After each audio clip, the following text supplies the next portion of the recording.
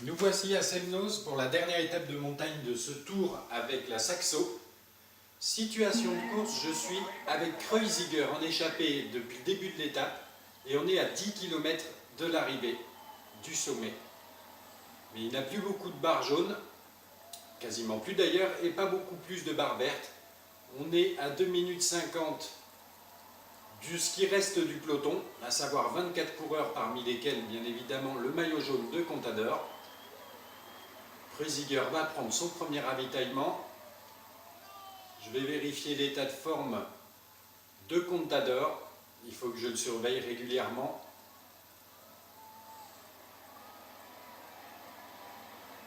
Car il n'a que 42 secondes d'avance, je crois. Oui, c'est ça, sur Froome au général. Donc, c'est bien beau de jouer la victoire d'étape éventuelle avec Kreuziger. Mais le plus important reste quand même le maillot jaune de Contador, qu'il faut bien surveiller. Et par exemple là, Froome est parti à l'attaque. Ça devient un peu moins dur, mais ça ne va pas durer longtemps. Allez, les autres ont aussi mal que vous. Contador a récupéré le bon groupe, c'est pas mal. 8 km de l'arrivée, toujours 2 minutes 30, mais l'écart réduit vraiment très très vite. Ça va être chaud quand même de jouer la victoire d'étape avec Kreuziger, j'ai l'impression. Alors on passe un petit peu le grand plateau sur ce passage un peu moins dur.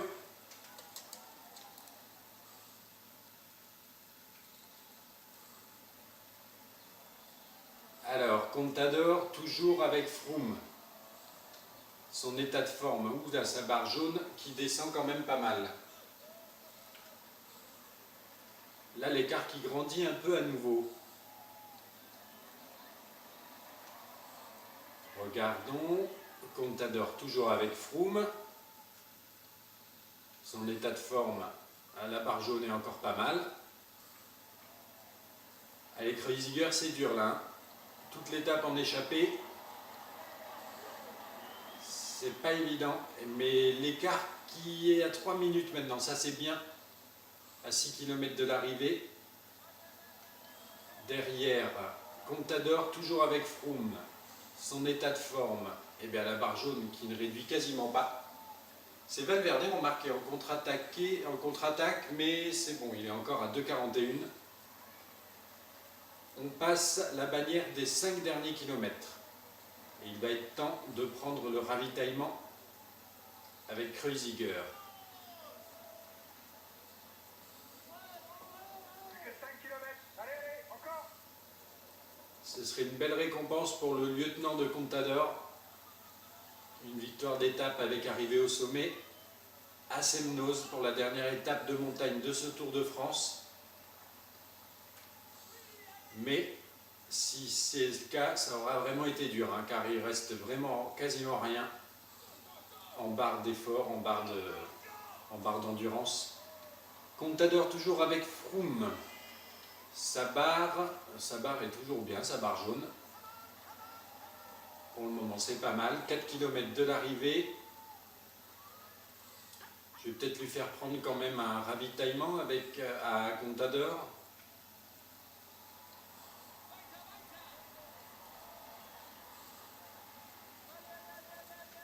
Valverde est à 2,43. Oui, là, je crois qu'il va falloir prendre la main avec Contador. C'est bon, il est toujours avec Froome. Finalement, il a fait l'effort. Il l'a récupéré. On a Valverde devant. Allez, El Pistolero qui va faire une petite attaque pour la forme. Accélération dont il a le secret pour aller rejoindre éventuellement Valverde. Froome qui s'accroche. Par contre, on a largué un peu Quintana là, mais qui fait l'effort pour revenir derrière. Il s'est peut-être fait un peu surprendre.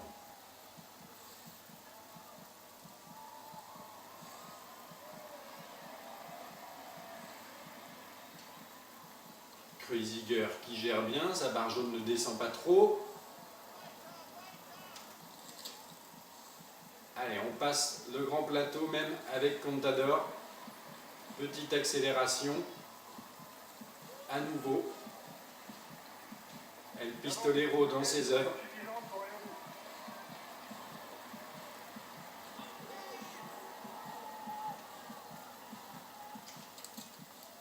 bout. On repasse le petit plateau, je lui fais prendre son dernier ravitaillement. L'échappée est à 1 kilomètre de la ligne d'arrivée. Je reprends la main avec Kreuziger. On va passer le grand plateau. Encore 2 virages et c'est l'arrivée. Et Contador qui a pris un petit peu d'avance sur ses poursuivants. Et la flamme rouge, encore 1 kilomètre d'effort. Ça va être une très belle victoire pour Kreuziger. À Semnoz. Et voilà, belle victoire de Kreuziger. On va prendre la main avec Contador pour le final.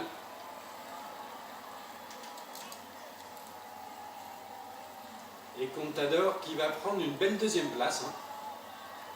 Ce sera, pour finir ces étapes de montagne de ce Tour 2013, ce sera un doublé pour la Saxo. Kreuziger premier, 1 minute d'avance sur Contador. Contador qui reprend encore 50 secondes à peu près.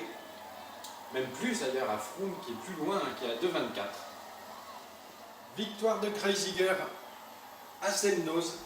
Ça y est, avec cette victoire, mes 4 lieutenants de montagne de Contador se seront imposés avec Majka, Expradomen, Roche, à Bagnères de Bigorre, Chris Anker Sørensen au Grand Bornand, et ici donc à Semnoz, Kreuziger. Et le vainqueur de ce Tour de France 2013, maintenant c'est acquis, Contador, qui augmente encore son avance en prenant presque 1 minute, même plus d'1 minute je pense d'avance, sur Froome, sur ce final de cette étape, en faisant le doublé derrière Kreuziger. Et Benati toujours en vert, il va le ramener également sur les champs. Le maillot à pois, ça c'est la première fois qu'on le récupère, j'ai l'impression, je ne sais pas, ça doit être a priori Contador, je ne vois pas qui ça pourrait être d'autre. On va aller voir ça sur les tableaux récapitulatifs. La victoire de Kreuziger à Semnoz. Gagner une étape de montagne avec Kreuziger. Tiens, c'était un objectif, d'accord. Au niveau du classement, donc déjà de l'étape, on va aller voir Kreuziger 1 minute devant Contador pour un beau doublé de la Saxo pour cette dernière étape de montagne. Quintana qui perd presque 50 secondes sur Contador, Rodriguez, Valverde, Froome qui perd plus d'1 minute sur cette dernière étape de montagne face à son rival Contador. Et il a un peu craqué Froome sur cette étape. Et il y a des gros écarts, puisque avec l'échappée de Kreuziger, ça a roulé derrière et donc on voit tout de suite dès la 26e place, la 25e, Roche à 5,57, après 10,48, 19, 20 minutes, 24 minutes, 26, etc., etc. Elle a fait mal cette dernière étape de montagne. Au général, ça nous donne donc Contador premier qui augmente encore son avance sur Froome à 1,57 et beau retour dans le top 10 de Kreuziger qui était aux portes, qui était 11e avant cette étape et qui là récupère la 7e place. C'est bien. Sørensen 25e. À la montagne, c'est donc Contador qui récupère pour 2 petits points le maillot à pois devant Froome. Donc Froome aura vraiment tout perdu sur sa dernière étape de montagne. Les points Benati devant Bretschel, un beau doublé de la Saxo à ce classement. Les jeunes Majka, 4e derrière Quintana, Van Garderen et Pinot. L'équipe la Saxo et la combativité c'est Bretschel. A plus tard pour Paris. On se retrouve pour la dernière étape de ce Tour de France avec la Saxo. Et là je suis avec Benati à l'avant du peloton, derrière les trains des sprinters. Et j'ai Bretschel qui est un petit peu devant là. 10 km de l'arrivée pour les hommes de tête. Car je lui avais fait remporter le sprint intermédiaire. Allez, une petite attaque de Benati dans le final là.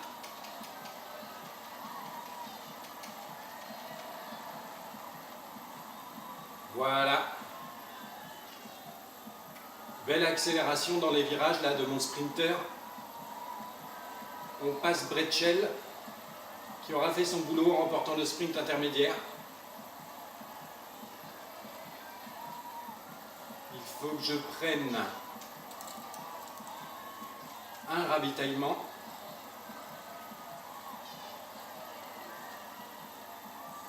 Où ils reviennent là, le peloton, ils reviennent fort. Allez. Talanski qui est tombé.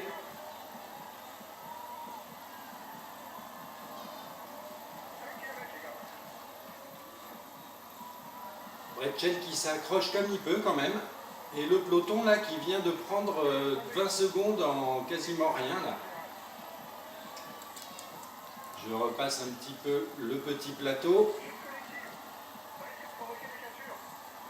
Oula, il y a une chute collective derrière. Mais bon, avec l'avance de Contador, ça ne devrait pas poser de soucis. À 2 km 4, le peloton qui est à 47 secondes. Est-ce qu'il y a des intercalés? Il y a Froome, oui. Froome en personne. Je repasse le grand plateau. Bretschel est là. Peut-être pour le doublé. Un dernier doublé pour la Saxo. Là, Bretschel, il n'en peut plus là. Ça risque d'être délicat pour le doubler.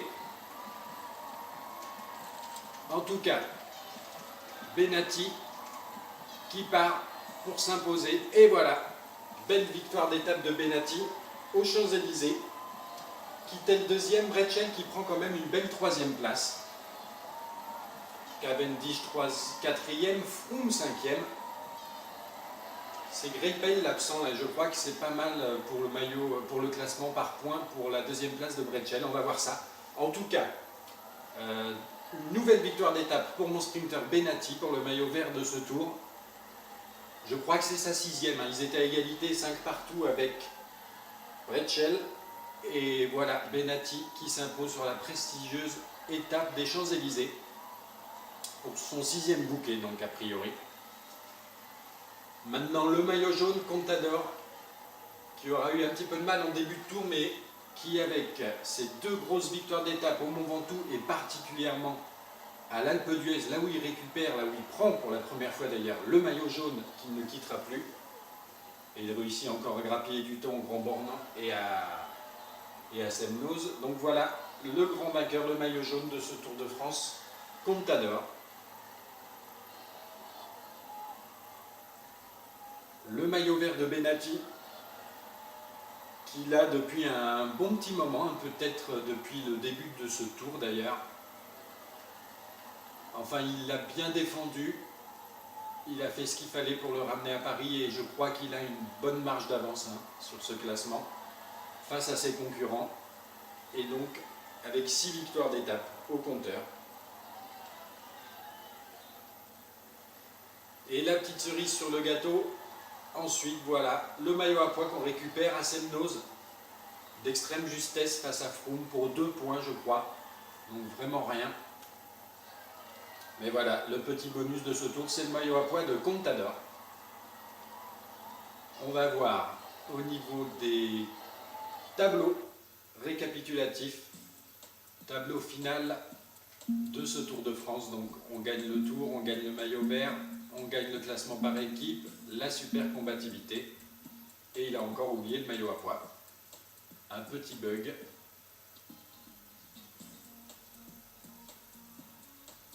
Alors, le général de ce Tour de France, Contador premier, 1 minute 57 devant Froome, Valverde, Quintana, Rodriguez complète le top 5, et une belle 7e place de Kreuziger, mon lieutenant, qui a donc réussi à prendre le top 10 grâce à son échappée à Semnoz. Ensuite, c'est le 25e et 26e place pour mes autres coéquipiers, Chris Anker Sorensen et Nicolas Roche. Majka, mon jeune, est 29e. À la montagne, Contador, donc pour 2 petits points devant Froome. Les points Benati devant, avec 510 points, une grosse marge d'avance, devant Bretschel. Ça c'est bien, doublé au classement par points de la Saxo, avec 5 victoires pour Benati, 5 victoires pour Bretschel, 6 victoires pour Benati. Kittel est 3e. Les jeunes Quintana, Van Garderen, Pinot et Majka qui prend la 4e place. L'équipe, la Saxo, 47 minutes devant la Movistar. Et la combativité, Bretschel en tête devant Izagirre et Benatti, son coéquipier. Au niveau des primes cumulées sur ce tour, on arrive à 852 000 €, 840. Et si on fait un petit récapitulatif des étapes, je crois que j'en ai 17, un record égalé, c'était avec la FDJ, je crois que j'en avais fait aussi 17.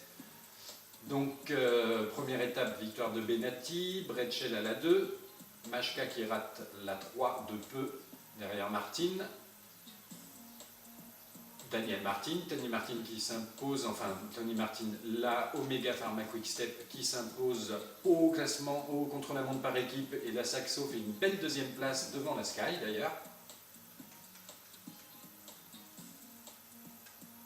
Benatti qui s'impose à l'étape 5, une triplette là je crois, Benatti à la 6, Benatti à la 7, Majka qui s'impose, très belle victoire d'étape au finish devant Froome à Axe 3 Domaines, Roche qui s'impose devant ses compagnons d'échappée, Cunego et Coppel à Bagnères de Bigorre, Bretschel qui commence son festival à ce niveau-là, après celui de Benatti au 5, 6, 7, voilà Benatti à la 10, entrecoupé de la victoire de Tony Martin au contre-la-montre du Mont-Saint-Michel, Contador 11e, Bretschel à nouveau à la 12, Bretschel à la 13, Benatti qui remporte l'étape de Lyon, Contador pour sa première victoire d'étape de prestige au Mont Ventoux, 45 secondes devant Froome, à Gap, c'est Bretschel qui s'impose avec un doublé puisque Benatti est deuxième, malheureux Gutiérrez en a fait les frais, compagnon d'échappée malheureux.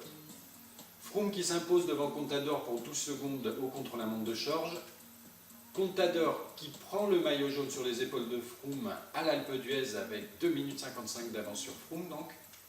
Sorensen qui s'impose au Grand Bornand, Contador qui grappille encore des secondes. Doublé de la Saxo à la dernière étape de montagne de Semnoz, Kreuziger qui s'impose devant son leader Contador qui lui-même grappille encore des secondes, voire une minute à Froome. Et donc Benatti qui s'impose à Paris devant Kittel et Bretschel, troisième position. A plus tard.